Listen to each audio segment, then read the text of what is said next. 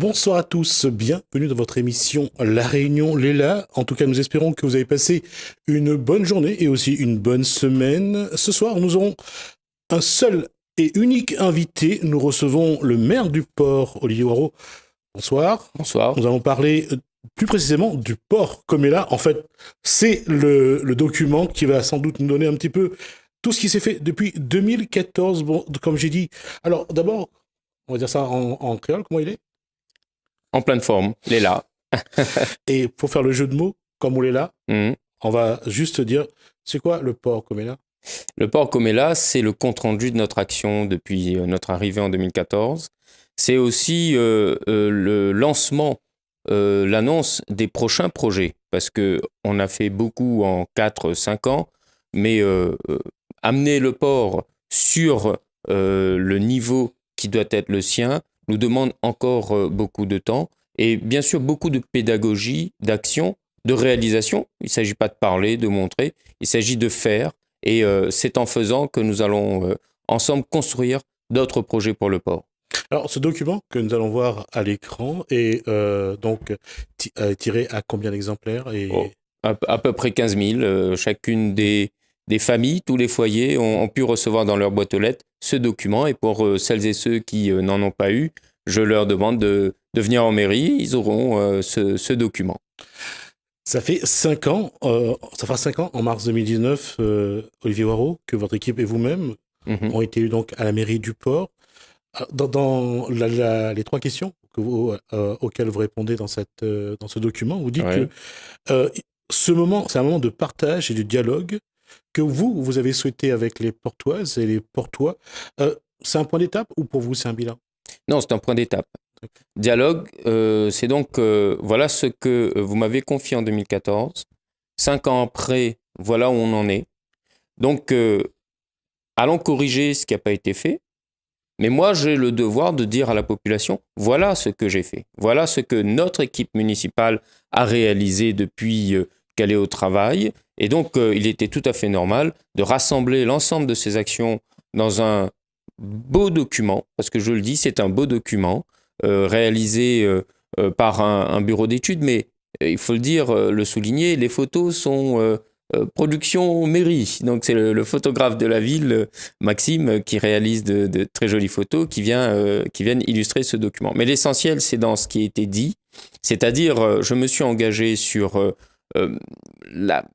la mise en place d'actions pour que le port soit synonyme de ville de réussite. Et donc, qu'on mette de côté une image parfois difficile de cette ville.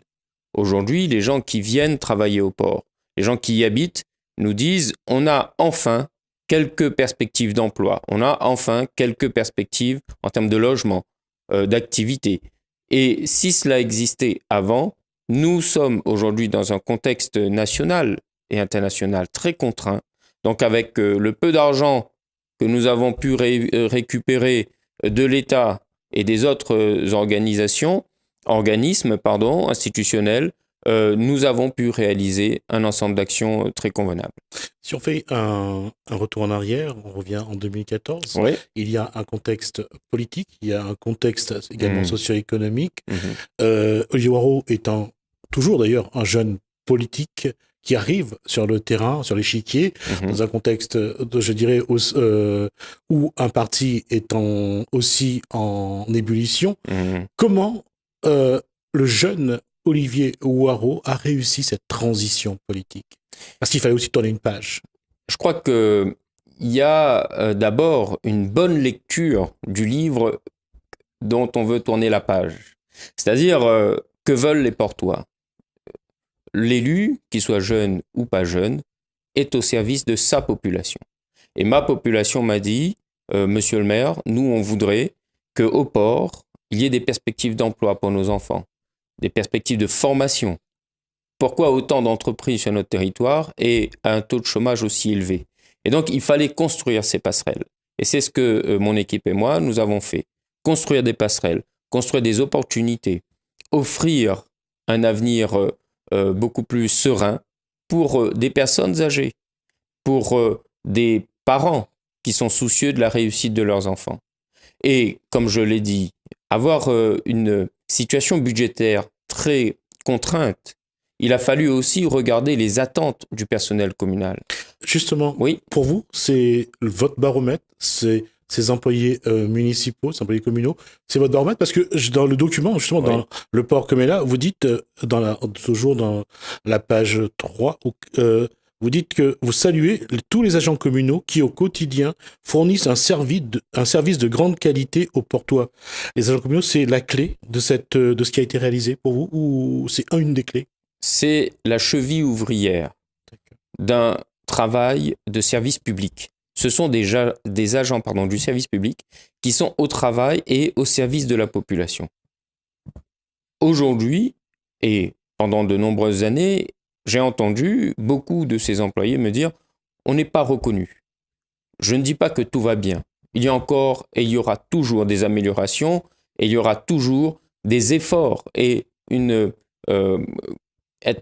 avoir une présence auprès du personnel communal. Parce que le service public, l'accueil du public, la réalisation, les études, le travail de tous les jours, si notre ville aujourd'hui a développé et a réussi ce pari de l'embellissement des quartiers, on a éradiqué des dépôts sauvages et on les a remplacés par des espaces boisés fleuris, c'est pas le maire qui est allé avec son camion, etc. C'est l'employé communal au service de sa population et de sa ville qui a réalisé cela. Donc oui, le service public est de qualité parce que nous avons des agents de qualité. Je crois aussi que vous étiez également déjà dans la majorité et puis dans l'opposition, dans la mandature précédente. Donc vous avez déjà une connaissance de l'environnement, du terrain. Les gens avaient déjà des relations avec vous. Et ça a joué aussi parce que je pense que vous saviez déjà plus ou moins ce que la population attendait. Je crois que ce que la population attendait, ce que le personnel communal attendait, la reconnaissance. Aujourd'hui, quand nous organisons les repas de fin d'année, c'est une façon de saluer tout le travail qui a été fait, souhaiter la bonne année, etc. Mais c'est une façon aussi de passer des messages. Et s'ils viennent aussi nombreux, c'est parce qu'ils croient dans ce que nous disons et faisons. Bien sûr, nous avons vécu, et je reviens volontairement sur cet épisode d'une grève en 2016, je crois. Et on m'a dit à Olivier Warreau en fragilité parce qu'il y a une grève. Mais moi, j'ai salué ce mouvement parce que, enfin, la parole des agents s'est exprimée. Enfin, les agents ont pu dire, monsieur le maire, ils ont eu l'occasion, la possibilité de dire ce qui n'allait pas. Il y a eu un protocole qui a été signé, qui est mis en place progressivement. Il y a un dialogue avec les organisations syndicales. Il y a un vrai travail. Et quand je parle de reconnaissance du travail des agents, je parle aussi en termes de perspective professionnelle. Il avait été mis en place en 2013 un protocole du personnel communal prévoyant un plan de titularisation, mais qui peut démarrer à zéro. C'est-à-dire chaque année, l'autorité pouvait dire non, je titularise personne.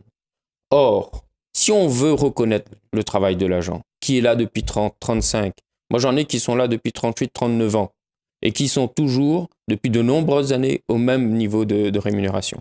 Je leur dis, mais il faut construire aussi, si vous voulez être dans la perspective d'une titularisation, c'est maintenant, c'est pas la veille de votre retraite, comme c'était le cas hypothétique précédemment. Donc c'est ça aussi les avancées sociales que nous avons pu mettre en place, et je ne reviendrai pas sur la valorisation du chèque déjeuner, sur le télétravail, sur la réforme horaire, puisque nous avons organisé la possibilité pour les agents municipaux de pouvoir partir à partir de midi le vendredi.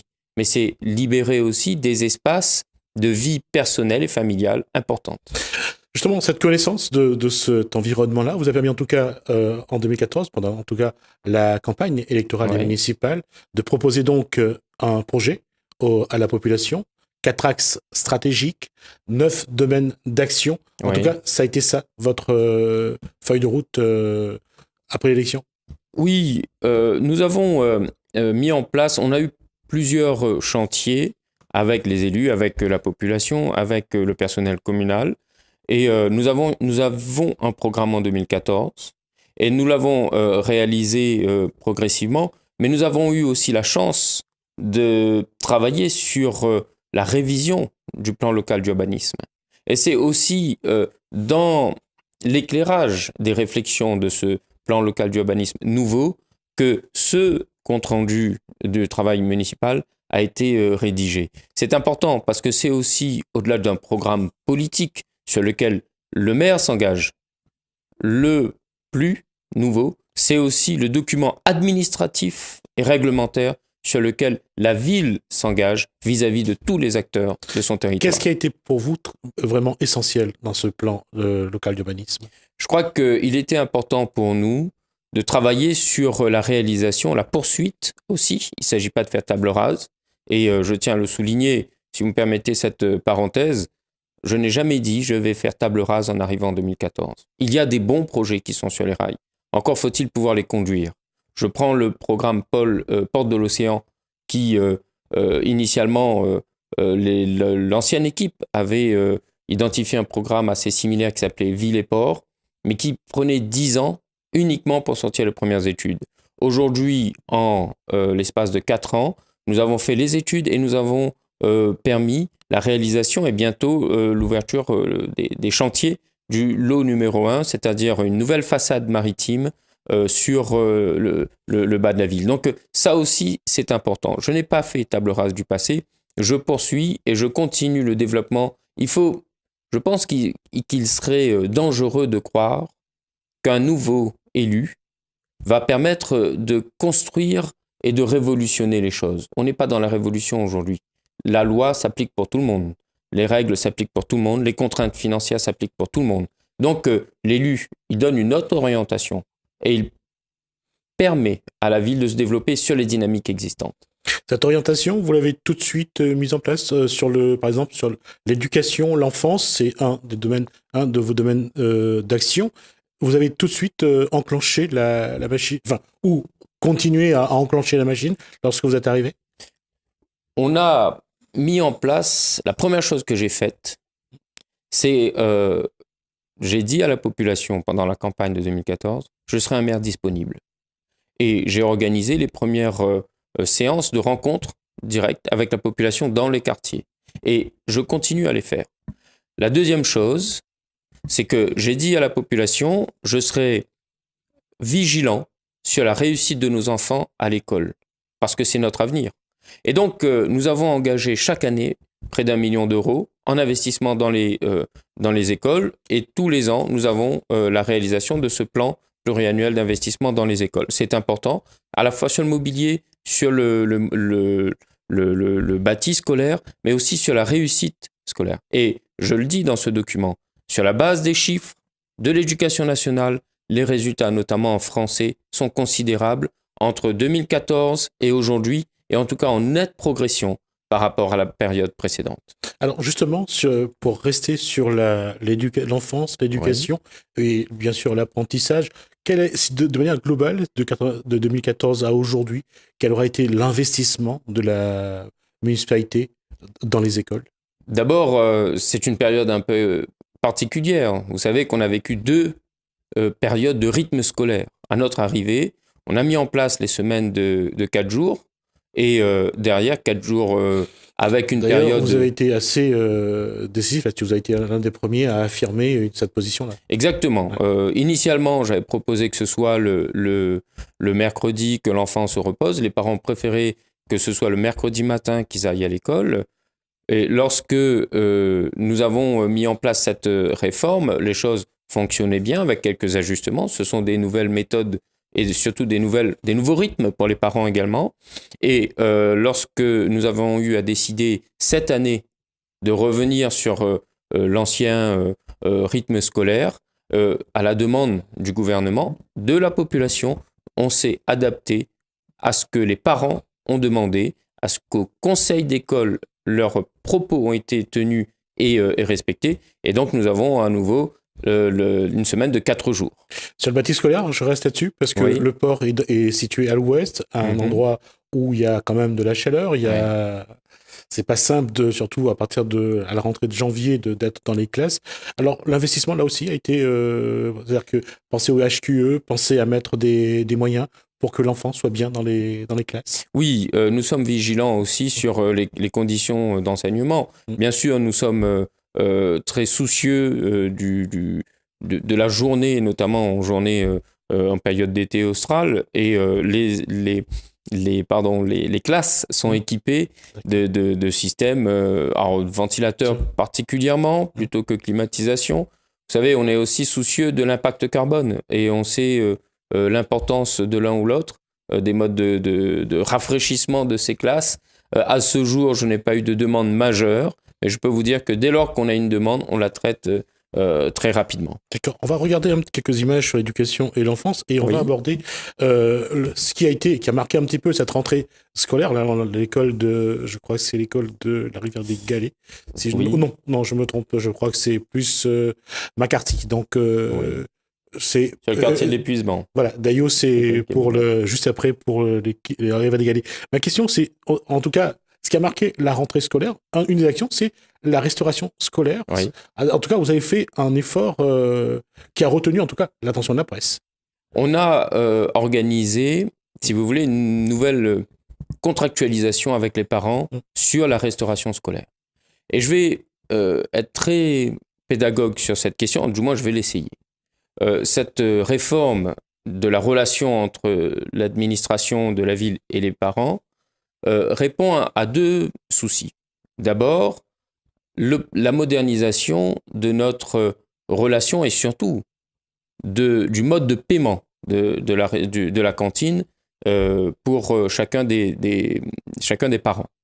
Il y avait un système automatisé qui commençait à balbutier et les parents aujourd'hui pouvaient se dire j'envoie de toute façon mon enfant à la cantine et le problème c'est que quand il s'agit de payer après, parfois on enregistre des retards. Mais ça arrive à tout le monde et je n'accuse personne. Ouais. Le nouveau système permet une contractualisation directe avec un système forfaitaire disant aux parents, voilà, vous payez, vous prenez un forfait sur 4 jours, mais il peut arriver que l'enfant, le maître n'est pas là, l'enfant ne reste pas à l'école ou l'enfant est malade. Mais les parents viennent nous voir en disant, mais oui, mais là, il va payer quand même. Non. C'est-à-dire qu'on a des périodes de contractualisation et le forfait suivant tiendra compte de l'absence. Il y a une régularisation qui est faite. Donc, la relation directe avec la ville, ça n'est pas comme précédemment où c'était un système où, à un moment donné, le parent perd la visibilité. La deuxième chose, et je me permets d'insister là-dessus, allez-y. La deuxième chose, c'est que le prix de la cantine était trop cher. Mais il ne s'agissait pas pour nous... Alors, trop cher, pourquoi et ou comment ? Par rapport au coefficient familial, les familles payaient trop la cantine. Et j'ai eu des remontées de la population. Et quand je vous dis que ma proximité avec la ville, avec les parents, c'est aussi celle-là. C'est-à-dire qu'on avait un prix au plat, au repas servi, qui était un des plus chers sur la zone, parfois même de La Réunion. Alors quel drame quand on habite le port. Et donc il était important pour nous de revoir ce prix et de tenir compte de la situation familiale au plus proche. Et donc nous avons pu diminuer parfois sur les tranches intermédiaires de plus de 50% le prix du repas. Donc on contractualise avec la famille et on diminue le prix de la cantine. Et je tiens à le dire, aujourd'hui on est sur une mise en place progressive de ce système, c'est tout récent, ça date de quelques mois, mais j'ai déjà des retours très positifs des familles nous disant qu'enfin elles ont de la visibilité sur ce que mange l'enfant, sur la qualité du repas, et surtout sur leur possibilité de rétroagir rapidement compte tenu de ce qui est dit dans ce contrat avec la ville. 1,5 million de repas servis chaque année en restauration scolaire. Oui. C'est un coût de combien pour la... Alors, écoutez, je n'ai pas le montant exact de ce prix. Une fourchette. Très sincèrement, vous me posez une colle, je n'ai pas le montant exact. Je ne voudrais pas dire de bêtises, mais ce que je voudrais dire quand même par rapport à cette question, c'est que la qualité du repas, et ça n'a pas de prix. La qualité du repas servi, c'est la contractualisation avec le monde économique local. 60% de nos produits est issu de la production locale. On est dans une démarche d'investissement pour notre territoire, de réinvestissement dans notre territoire, c'est celle-là. Un enfant aujourd'hui paye combien son repas? Ça dépend du coefficient familial. D'accord. On a sur la première tranche, on est à peu près à 17 centimes le repas. D'accord. Et peut-être un peu plus. Et lorsqu'on parle de produits locaux aujourd'hui... 1,17 €, pardon. Oui. Lorsqu'on parle aujourd'hui de produits locaux, oui. C'est aussi un vrai travail, parce que pour ceux qui ne connaissent pas et pour ceux qui ont déjà eu l'occasion de travailler là-dessus, c'est un vrai travail de toujours aller chercher les produits locaux, parce que en volume, ça pose un problème. Oui, ça pose un problème, mais nos services sont outillés et ça commence, si vous voulez, dans la rédaction de notre cahier des charges avant de passer le marché. Et on tient compte de cela. On a des appels d'offres qui sont lancés. Et ce qu'on demande surtout, c'est de la qualité locale. Et ça, c'est important. Et on a des offres qui nous sont remontées, qui tiennent compte de ces éléments. Et c'est pour ça qu'on arrive, là aussi, à être soucieux dans la qualité des repas qu'on sert. Alors, on va dire un mot sur tout ce qui concerne les enfants bénéficiaires de la garderie gratuite et de crèche. Aujourd'hui, en termes politiques, à ce niveau-là, il y a aussi la stratégie est vraiment mise en place depuis 2014. Bien sûr, on s'est engagé à ouvrir davantage de places en crèche. On a accompagné des projets, on a atteint, voire même dépassé à la fin de notre mandat, on aura dépassé le nombre de places possibles. En tout cas, les objectifs initiaux de 2014. Ça montre que... C'était combien de... Alors, au départ, on était aux alentours, il fallait arriver à 256 à peu près, on sera à 300. Ça montre que derrière, mais on est en train justement de rédiger un nouveau contrat territorial global pour arriver à écrire avec la CAF l'atteinte de ces objectifs. Ça montre que derrière, on a le partenaire institutionnel classique, la CAF, qui accompagne les familles, et surtout qu'on est en mesure d'offrir des opportunités à des entreprises privées, des associations pour s'installer sur notre territoire. On aura la première MAM, maison d'accueillant maternelle, sur notre territoire. On a d'autres micro-crèches, plus une crèche de 40 places qui aura une dimension insertion qui va ouvrir bientôt sur le territoire de la Rivière des Galets. Donc, sur la petite enfance, on a mis l'effort justement sur la qualité et sur la possibilité pour les parents de mettre leurs enfants dans les crèches, d'ouvrir des espaces supplémentaires. Et je peux saluer là aussi le travail de mes partenaires et surtout des élus de la ville, de la majorité, qui sont investis tous les jours dans le CCAS sur cette question. Dans les années à venir, combien de places il faudra de nouveau créer en garderie, en crèche? Il y a une analyse des besoins sociaux, c'est le document de base qui écrit ces perspectives, qui est en train d'être réactualisé, comme je vous dis. Sur la base de la précédente analyse, nous avons atteint nos objectifs. Il y aura d'autres besoins, j'imagine, parce que les gens viennent travailler au port, et surtout, beaucoup aujourd'hui nous disent on veut revenir habiter au port. On veut que nos enfants s'installent au port, vont dans les écoles, dans les crèches. Donc on aura une nouvelle analyse des besoins qui vont nous dire bientôt combien nous aurons besoin de classes. En ce sens, est-ce que vous allez... On sait que c'est le département qui accompagne les MAM, les maisons d'assistance maternelle. Est-ce que vous allez, vous aussi, inciter à des habitants du port de créer des structures, justement, pour accueillir des enfants ou pas? Nous, on n'a pas eu besoin de le faire. On a eu beaucoup de demandes d'associations, de personnes qui se sont regroupées en associations pour créer ces MAM. Donc, on est plutôt en train de gérer, d'organiser et au maximum de satisfaire les demandes existantes. On a parlé d'éducation, d'enfance, mais là, il y a aussi, puisqu'on parle de garderie, on parle d'école, on parle de proximité, parce que les écoles doivent être à côté des endroits où il y a les résorptions d'habitat insalubre, il y a la création je dirais, de logements. Comment aujourd'hui, j'allais dire, lier proximité, sécurité dans cette ville qui se développe, mais où les gens ont parfois une image fausse en matière de sécurité? C'est tout un travail de vouloir modifier l'image de la ville. C'était mon engagement, c'était mon pari en 2014. Et sans dire que le pari est réussi, quelques avancées conséquentes sont réels. En revanche, c'est un travail de tous les jours. Proximité, je l'ai dit, proximité des services, que ce soit services techniques parce qu'il y a tel trottoir ou tel chemin cassé, proximité des services environnement parce que tel dépôt sauvage, et proximité de l'administration, de la police municipale. Cette proximité-là, elle est capitale. Parfois, on résout et on empêche qu'il y ait des conflits simplement parce qu'on a pu écouter et discuter avec la population. C'est cela qui fait qu'aujourd'hui, la population du port est en train de donner une autre image de ce qu'elle avait et de ce qu'elle subissait précédemment. Et je voudrais prendre quelques exemples, mais permettez-moi simplement celle liée au football. Quand on voit aujourd'hui les performances, non pas seulement de l'équipe première, qui fait aujourd'hui un parcours historique, mais celle des plus jeunes. C'est l'investissement des parents, l'investissement des familles bénévolement pour la réussite des enfants. Et on connaît notre équipe de football, on voit aussi dans d'autres disciplines sportives la réussite des enfants. Oui, sur le sport, oui. Vous avez eu le gala sportif, 840 Portois, que vous avez récompensé.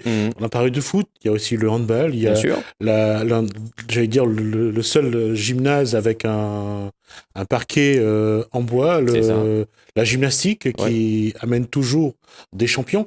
La ville du port, on sait depuis des années, et je vais le citer parce que c'est quelqu'un que je connais, que je respecte, c'est Raymond Laurette, qui a travaillé, qui a été président de l'OMS, avec qui vous avez travaillé également, je pense que vous avez eu l'occasion. Ça continue, en tout cas, quelles que soient les personnes en place, il y a cette continuité en matière sportive, mais on reviendra dans un instant là-dessus, mais je reste sur ce qu'on appelle l'image, sur la proximité, sur la sécurité. Et est-ce que ça vient plus du port, de la population? Est-ce que les gens gardent en eux cette image, ou c'est de l'extérieur, que ce soit le public ou la presse, qui essaye de maintenir cette image du port? Parce que quand on est de l'extérieur, de l'intérieur, quand on la visite, on la regarde, elle évolue en tout cas. Bien sûr. C'est ce que me dit tout le monde quand ils viennent visiter, ou même quand ils ont affaire sur le port. Ils disent mais c'est pas du tout ce que j'ai pu lire ou entendu, ce que j'ai entendu depuis de nombreuses années sur ta commune, Olivier. Et cette question d'image, effectivement, c'est une mauvaise étiquette qui a été mise sur le dos de chacun des Portois. Et aujourd'hui, on est en train de changer. On est en train de mettre une autre étiquette sur le dos des Portois. Parce que, encore une fois, on était victime de cette écriture sur notre territoire. Je ne dis pas que sur notre territoire, tout va bien. On est, comme beaucoup d'autres communes, confrontés tous les jours à des faits divers ou autre. Mais l'essentiel, c'est que c'est une ville qui réussit. Vous avez cité le gala des sportifs. La ville, le port réussit. Nous avons des champions nationaux, voire internationaux. Nous avons des entreprises qui sont les seules installées à La Réunion, dont le siège social sont sur le territoire du port. Et nous avons des Portois qui contribuent, et qui donc contribuent à la richesse de notre département. Ce sont des entreprises qui contribuent au développement de notre île, parce qu'elles sont sur le port, parce qu'elles sont en proximité avec l'activité portuaire, et parce qu'elles sont aussi sur un réseau de rayonnement au niveau régional important. On a parlé de l'école, on a parlé du foot, mais on n'a pas beaucoup parlé de l'emploi, mais je pense que vous allez... On va juste revenir. Je vais revenir juste avant, je vais revenir sur les chiffres de la délinquance, mais juste avant d'y venir, je vais juste faire une petite coupure pub, le temps qu'on regarde ce que la pub nous propose. Retour donc sur le plateau, je rappelle donc que nous recevons ce soir Olivier Ouareau, maire du port, et nous parlons avec lui d'un point d'étape. On parlait juste avant la coupure de la délinquance. On a vu dans le document 23% de baisse de la délinquance. C'est un bon chiffre, ou c'est un chiffre qu'il faut prendre avec précaution et se dire que c'est une étape aussi? Je crois que c'est un chiffre qu'il faut sans cesse rappeler. Parce que c'est pas la fin. Mon objectif, c'est de l'améliorer. Moins 23% de délinquance au port. Ce ne sont pas les chiffres d'Olivier Ouareau, ce sont les chiffres... Olivier Ouareau comprend que pour certains, ce chiffre n'est pas crédible, parce que pour eux, dans la presse, il y a quelques petits... Soit ils gardent toujours en tête, parce que ça c'est quelque chose, on dit que la mémoire est sélective, elle garde toujours en tête les faits divers qu'il y a eu. Aujourd'hui, comment justement regarder ce chiffre-là? Est-ce que vous pouvez me citer un fait divers particulièrement sordide ou quoi ou autre qui aurait marqué votre esprit ces derniers mois, monsieur? Non, moi je ne pourrais pas. Mais je vous pose sérieusement la question parce que ce chiffre de moins 23%... C'est ce que je disais, c'est-à-dire qu'on garde en mémoire ce qui s'est passé avant. On garde l'image. L'image, c'est ça. Mais moins 23%, aujourd'hui, c'est bien par rapport à un départ. C'est ce dont vous parlez, cette image. Et c'est effectivement quelques événements dramatiques qui ont secoué le port et que la population déplore naturellement. Moins 23%, ce sont les chiffres de la police nationale qui nous sont transmis lors des conseils locaux de sécurité et de prévention de la délinquance, cette instance collégiale avec le procureur, avec les services de police nationale et municipale et les services de l'État autres. Donc, ce sont des chiffres, des statistiques mathématiques précises qui nous indiquent que depuis 2016, les phénomènes de délinquance diminuent au port. Ça ne veut pas dire que tout va bien. Il y a encore, par contre, quelques sujets sur lesquels il faut être vigilant. L'importance des jeunes aussi dans certains phénomènes. Et donc, moi, lorsqu'un jeune est impliqué dans un problème de justice, c'est un appel. Et donc, cet appel, il faut aller l'écouter, lui dire que c'est une faute. S'il y a des sanctions, eh ben, il y aura des sanctions. Mais surtout qu'on peut toujours s'améliorer et que ça n'est pas une fatalité. Et oui, moins 23%, c'est aujourd'hui un chiffre réel et concret. Alors, je reviens justement concrètement sur tout ce qui est sécurité. Est-ce qu'aujourd'hui, vous allez continuer à travailler sur la transversalité de vos projets en matière de lutte contre... on va dire surtout pour essayer de ramener au plus bas ces statistiques, ou est-ce qu'il y a des outils que vous allez développer dans les semaines, dans les mois à venir, justement pour continuer à améliorer le cadre de vie au port? Alors, on a un outil qui est formidable, c'est le CLSPD, qui nous permet justement ce conseil local, donc collégial. Ce que c'est, parce que le conseil local de sécurité et de prévention de la délinquance, c'est une instance collégiale dans les communes notamment qui sont assujetties au contrat de ville.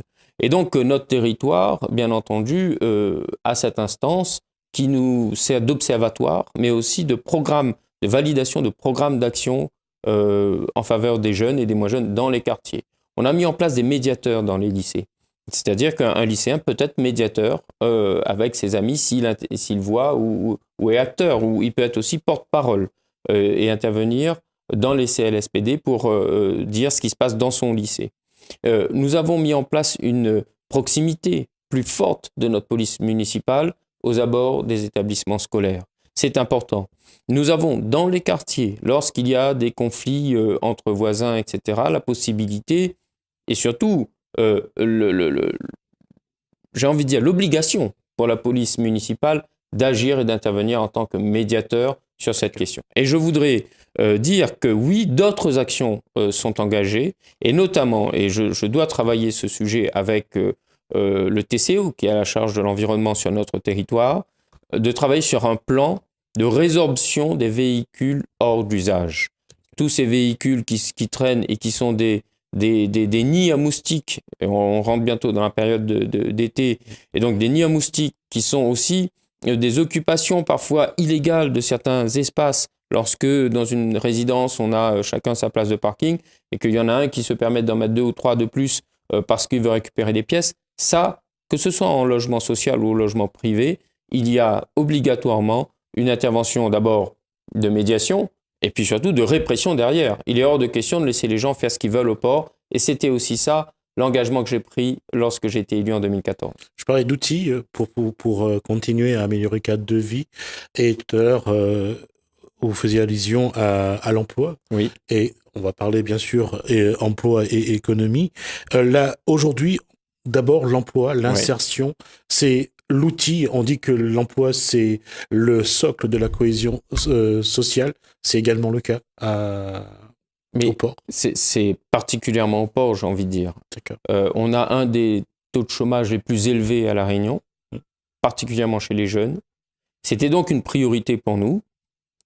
Nous avons investi à la fois sur la possibilité d'installer, de multiplier l'installation d'enseignes sur notre territoire, et avec une contractualisation avec ces responsables d'enseignes pour que ce soit des Portois qui soient prioritairement, en tout cas, il y a une convention qui a été signée, je crois, avec un syndicat d'entreprise, justement, en ce sens. Alors, il y a une méthodologie très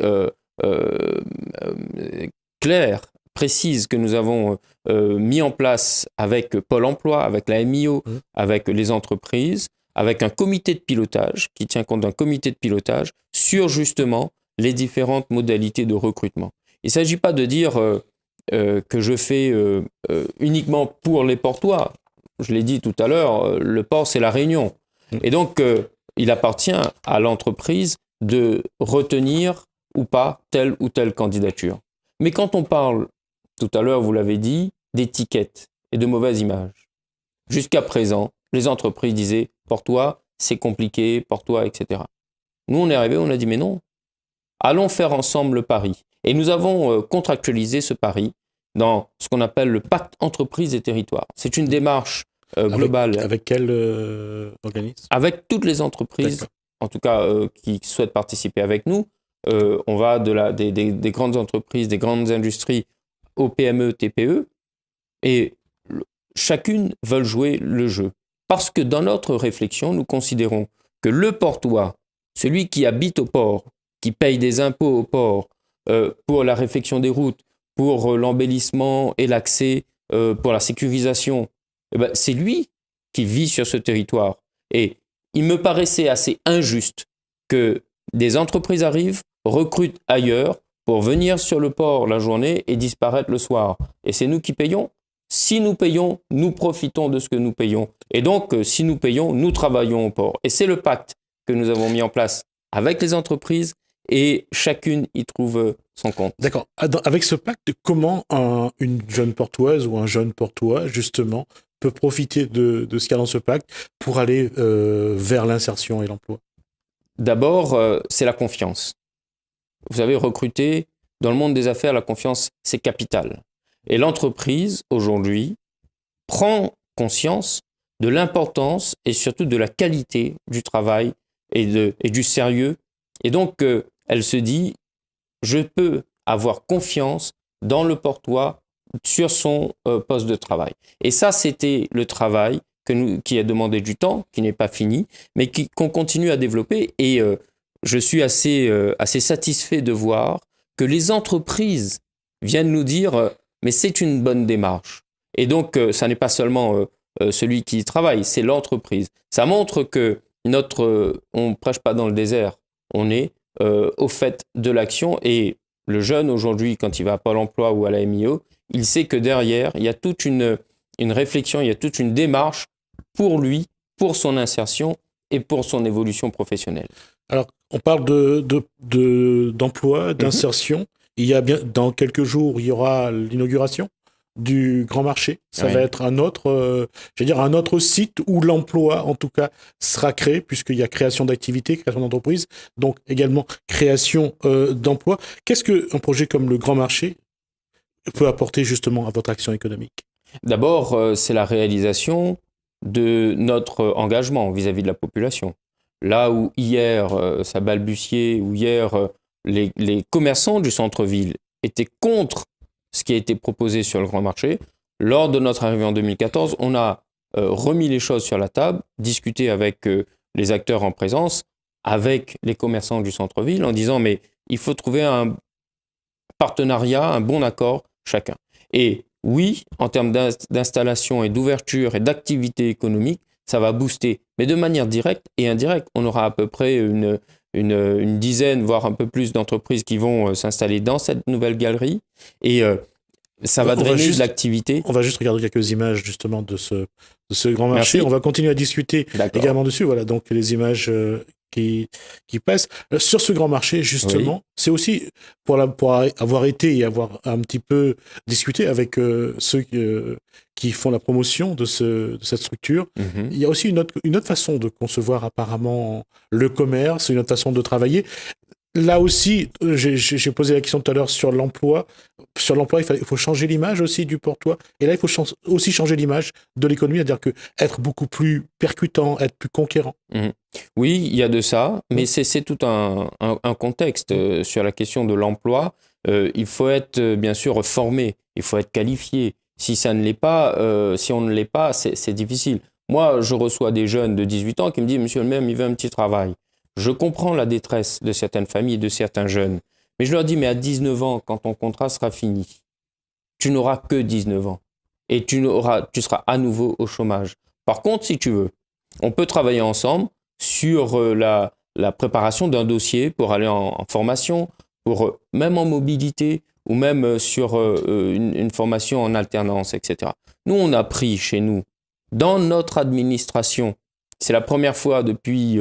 je ne sais combien d'années au port, nous prenons chez nous des jeunes en apprentissage. Des jeunes qui... Parle de la mairie, là. À la mairie, pardon, à la mairie. Et il a fallu une délibération, ça montre que ça n'existait même pas. Donc on a même augmenté le nombre, on est passé de 10 à 15 possibilités de contrats d'apprentissage chaque année chez nous dans notre administration. Que ce soit de niveau 4-5, au niveau 2, voire 1, puisque même l'université nous a sollicité pour prendre des jeunes qui préparent des masters chez nous. Et donc, voilà la démarche qui peut être la nôtre directement. Et pour répondre à votre question, l'emploi, il évolue de tous les jours. On est sur un monde très concurrentiel.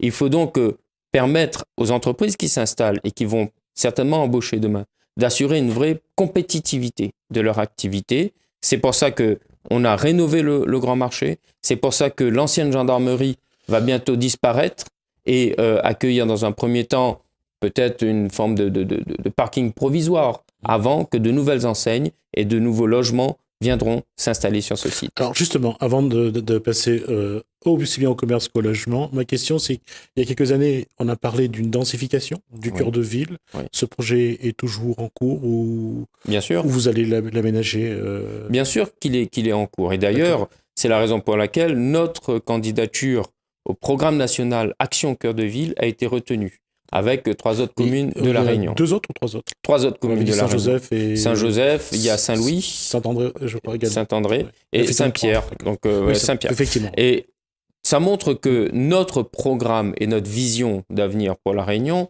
est perçue au niveau national comme une démarche cohérente.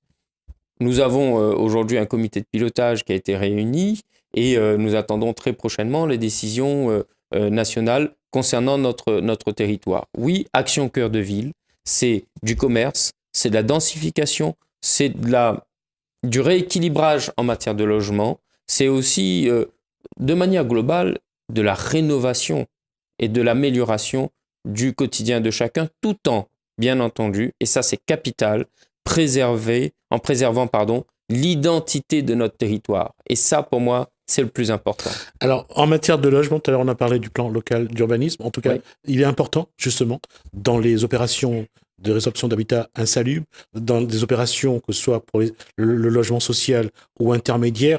Justement, depuis 2014, quelle a été votre stratégie? Comment vous avez, comment vous avez développé votre politique, justement, en faveur du logement?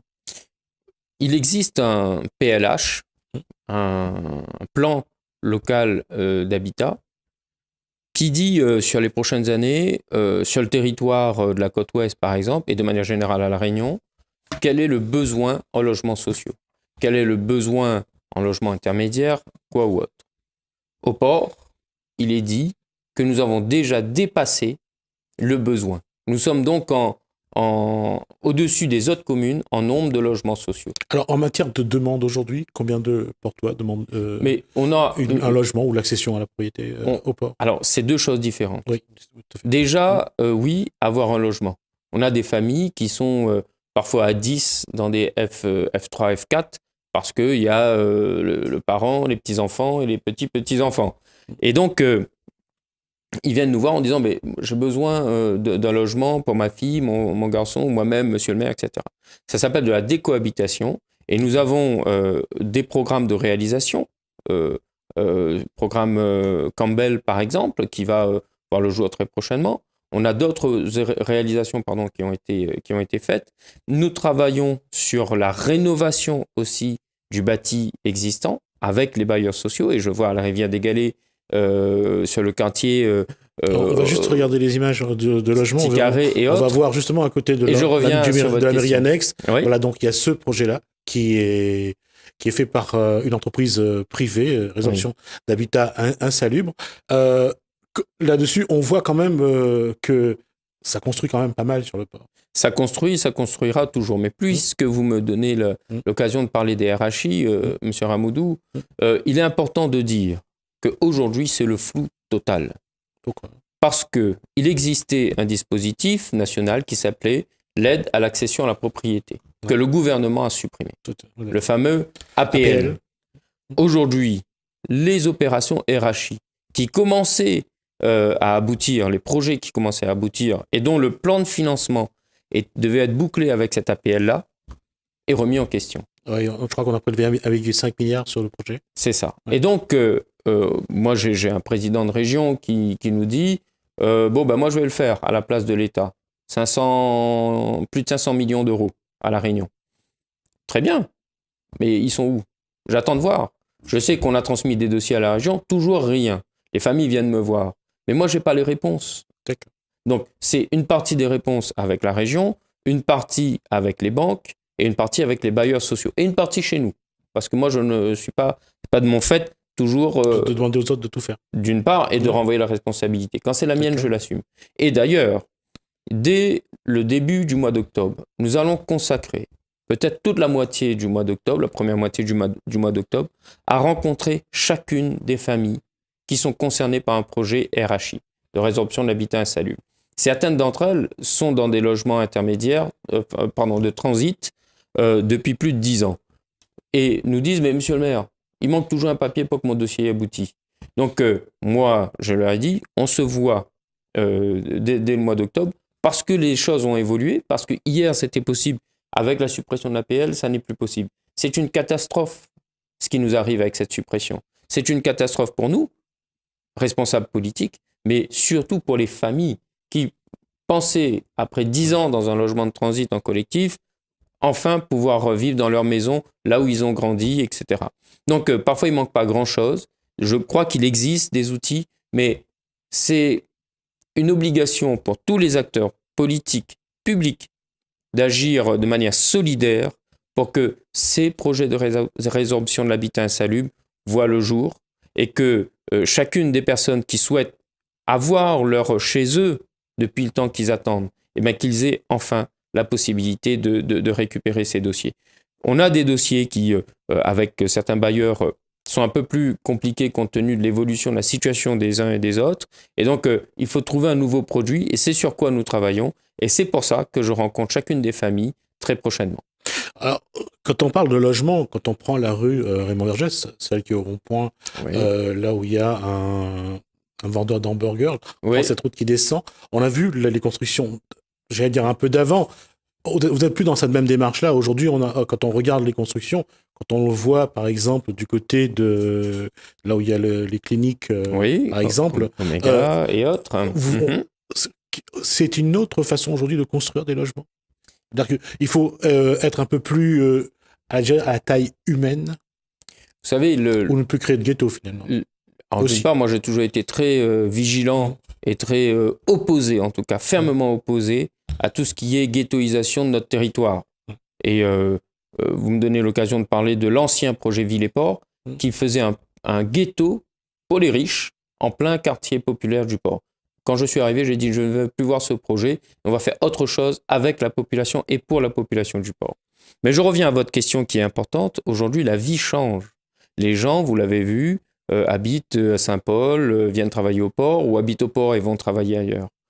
C'est pour ça que les intercommunalités prennent des compétences et donc des pouvoirs de décision plus importants que ce qu'elles n'avaient autrement, précédemment. Et donc, oui, construire du logement tient compte du bassin de vie de manière générale. Et quand je disais tout à l'heure que le port a un niveau de logement social déjà très élevé par rapport aux autres communes, le rééquilibrage se fait à l'échelle intercommunale. Et donc, ce rééquilibrage suppose que nous ayons à construire d'autres types de logements pour l'accession à la propriété, des logements intermédiaires, avec des projets PSLA par exemple, où les gens, même en immeuble, en collectif, aient un appartement privé qu'ils achètent ou qu'ils louent avec un propriétaire. C'est l'équilibre naturel de cette façon d'habiter et donc de vivre au port. C'est dans le PLH et c'est la demande aussi de beaucoup de Portois qui disent « Je veux revenir habiter au port, monsieur le maire. J'ai grandi au port. Je suis résident aujourd'hui d'une commune limitrophe, mais je n'ai pas le produit qu'il me faut. Et je voudrais bien revenir acheter un terrain ou un appart ou construire ma maison ou quoi ou autre, ou acheter une maison. » Et c'est la démarche que nous avons engagée et le pari sera au rendez-vous. Alors, quand on parle de logement, on a dit on évite tout ce qui est ghetto, on essaie de créer le cadre de vie, et là-dedans, la culture, le sport prend une place importante en tout cas. Bien sûr. Alors, je demande juste à la régie de nous envoyer les deux sujets, ville et musée, sport et culture, pendant qu'on continue. Alors, justement, pour la qualité de vie, je veux dire, ne serait-ce que ces murs que vous avez fait peindre, il y a de très belles images dessus. Par des artistes internationaux, avec la participation de la population. C'est-à-dire que ce projet, et vous verrez dans chacun des sites qui ont été embellis avec ces artistes, il n'y a aucune dégradation. Ça montre que les gens sont fiers de ce qui a été réalisé avec eux parce qu'ils ont été acteurs de ces réalisations. Ce n'est pas chacun qui a pris le crayon, mais chacun était associé dans des ateliers avec les artistes, mais aussi dans les discussions, et parce qu'ils étaient les premiers aussi spectateurs. Donc ils avaient aussi cette implication dans la réalisation de cette œuvre, et ils sont les premiers gardiens de ces belles réalisations. Et donc, oui, ça participe à l'embellissement, c'est la question de l'image des quartiers. Voilà une belle démonstration du respect de la vie en collectif, de la vie dans un quartier au port. C'est une façon de dire, mais il y a de la reconnaissance, mais il y a aussi de la confiance sur la capacité des jeunes, des moins jeunes, à faire respecter ce qui a été fait pour eux. Et ça, c'est capital. Et c'est aussi là qu'on voit qu'il y a une vraie évolution des mentalités chez les Portois.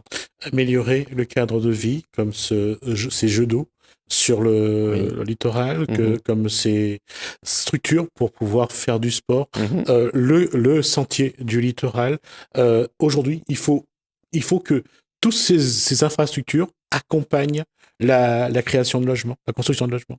Alors, les priorités sont certes pas forcément les mêmes, mais partout dans un groupe d'habitation collectif, je pense au quartier Les Orangines, juste derrière la médiathèque, on a travaillé avec la population pour installer une aire de jeu. On a travaillé avec la population pour installer ces aires de jeu sur le littoral nord. On a travaillé avec la population pour que dans leur quartier, parfois c'est pas grand-chose, aménager un boulodrome, des espaces de détente, de rencontres des parents, et des enfants bien entendu, ça c'est important. Mais ce qu'il faut retenir aussi, c'est que chaque quartier n'est pas refermé sur lui-même. Un quartier, il est ouvert sur un autre quartier, qui est ouvert sur un autre quartier. Parce que ces clivages-là font qu'il y a des problèmes parfois dans la ville. On appartient et on vit et on fait vivre une seule ville qui est la belle ville du port. Et encore une fois, quand je parlais d'identité portoise et de la fierté portoise, c'est qu'elle est la même dans tous les quartiers. On est portois partout. Et ça, c'est capital. Et justement, on parle de ce qui est la qualité de vie, on parle de ce cadre qu'il faut absolument embellir. Est-ce que, juste un mot, parce qu'il va nous rester 5 minutes pour conclure, et on aura un petit reportage sur la maison des seniors. Oui.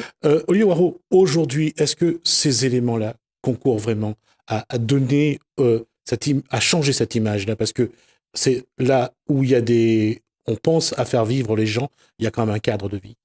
Il y a un cadre de vie qui est amélioré, qui est valorisé et surtout qui est entretenu et parfois même, j'ai envie de dire, embelli par la population elle-même. Et on a des exemples de jardins partagés qui fonctionnent merveilleusement bien. Ce sont autant d'exemples qui montrent qu'encore une fois, on se sent bien au port. Il fait bon vivre au port et grâce à sa population.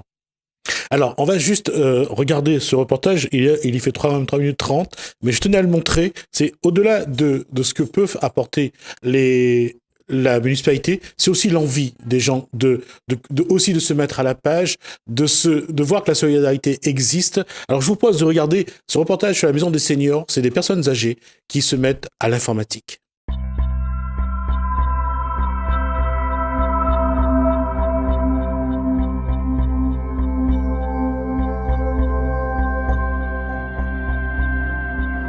Il y a des ventilateurs justement pour refroidir et au bout de plusieurs années, ils fatiguent et ils commencent à faire du bruit. Ce que j'aimerais aussi connaître, utiliser le... Comment ça s'appelle? Ce qu'on met toutes les photos dessus là. J'arrive jamais à mettre ça sur l'ordi. La clé. Vous avez des questions? C'est parti trop vite. Non, mais on va vraiment apprendre tout ce qu'il y a, tout ce qu'on peut, comment dire, connaître. Tout ce qu'on peut connaître. Hein. Et de toute façon, tout est important là. Hein. L'ordinateur, c'est pour surtout pour nous. C'est plus les jeunes qui vont sur l'ordinateur. Mais nous, on ne connaît pas grand-chose.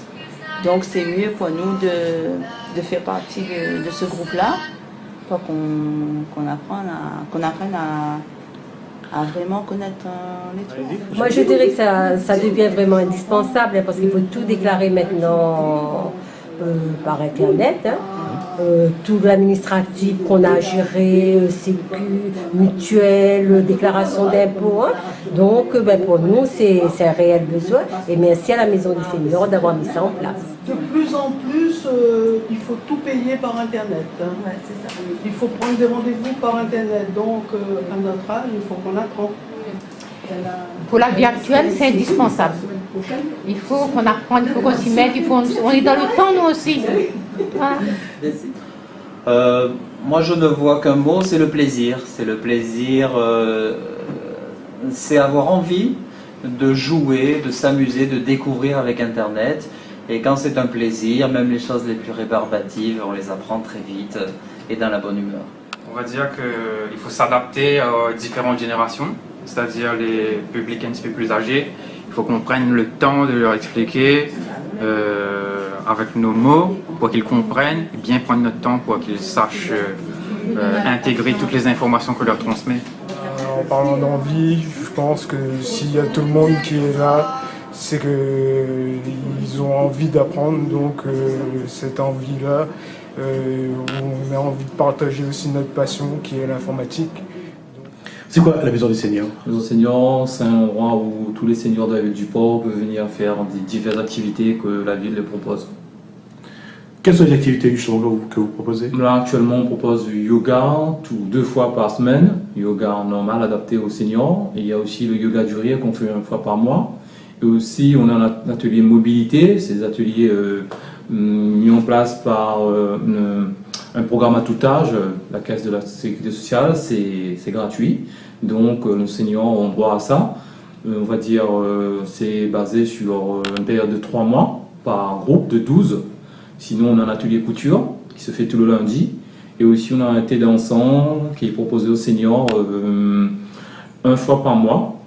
Et aussi, on a des sorties annuelles qui se fait 2 fois par an. Et là, on vient de mettre en place un atelier de cinéma. C'est 1 fois par mois, le cinéma. Alors, j'allais dire tout à l'heure, au-delà de l'amélioration du cadre de vie, il faut aussi que les gens aient envie de se hisser à l'évolution, et se hisser aussi à la modernisation. Bien sûr, alors la Maison des Seniors et le reportage que vous avez diffusé est très éclairant. Les gens nous disent on ne vient pas découvrir l'informatique pour juste s'amuser. C'est parce que bientôt tout se fait sur Internet, on paye, on règle des factures, on fait des demandes administratives. C'est donc la vie courante. Et donc on s'adapte. et on fait en sorte que les gens puissent aussi, ne se sentent pas, en tout cas, exclus de ce nouveau mode de communication. On vient de passer l'heure de l'émission. On va prendre 1 minute pour une chose. Rapidement, qu'est-ce qu'il reste à faire? Il reste encore beaucoup de choses à faire. C'est-à-dire que nous avons un territoire qui est en constante évolution, qui est très dynamique, avec l'activité portuaire, avec la vie bouillante qu'il y a au port, avec le potentiel de ce territoire. Il y a encore à aménager des espaces, notamment en littoral, en interface avec la Nouvelle Darse. Il y a à construire encore des logements. Il y a surtout à faire en sorte que le territoire du port reste cette capitale économique de notre territoire. Et dans économie, il y a emploi. Et donc, il y a un travail encore considérable à faire pour que l'emploi soit toujours au rendez-vous. On en a créé 900 depuis notre arrivée directe. Donc, je vous laisse faire le calcul sur les emplois indirects. Ça n'est pas fini. Et puis, le territoire du port, c'est un territoire qui a toujours été au démarrage des grandes luttes sociales, et ce territoire le restera, bien entendu. Est-ce qu'en 2020, vous serez de nouveau à la tête d'une équipe qui voudrait continuer le travail que vous avez commencé? Oui.